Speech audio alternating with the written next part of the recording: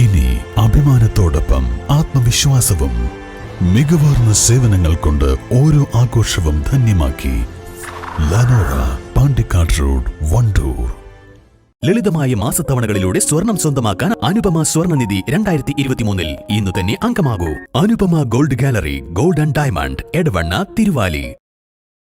നിലമ്പൂരിൽ കരടിയുടെ ആക്രമണത്തിൽ ആദിവാസി യുവാവിന് പരിക്കേറ്റു. ചാലിയാർ പഞ്ചായത്തിലെ പാലക്കയം കാട്ടുനായ്ക്ക കോളനിയിലെ വിജയന്റെ മകൻ 25-കാരനായ അഖിലിനാണ് കരടിയുടെ കടിയേറ്റത്. രാവിലെ 10 മണിയോടെ തേൻ ശേഖരിക്കാൻ പോകുന്നതിനിടയിലാണ് ആക്രമണമുണ്ടായത്. പാലക്കയത്ത് നിന്നും കൂട്ടുകാരായ 7 പേർക്കൊപ്പം പന്തീരായിരം വനത്തിലൂടെ തേൻ എടുക്കുന്നതിനായി പോകുമ്പോൾ പ്ലാക്കൽ ചോലയ്ക്ക് മുകളിൽ കാഞ്ഞിരപ്പുഴയുടെ ഭാഗത്തെ ഉൾവനത്തിൽ വെച്ച് തങ്ങൾ കരടിക്ക് മുന്നിൽ പെടുകയായിരുന്നുവെന്ന് അഖിൽ പറഞ്ഞു. വീണുകിടന്ന മരത്തിനിടയിൽ പതുങ്ങിയിരുന്ന കരടി മുന്നിലേക്ക് ചാടുകയായിരുന്നു. ഇതിനിടയിൽ എല്ലാവരും മരത്തിൽ കയറി.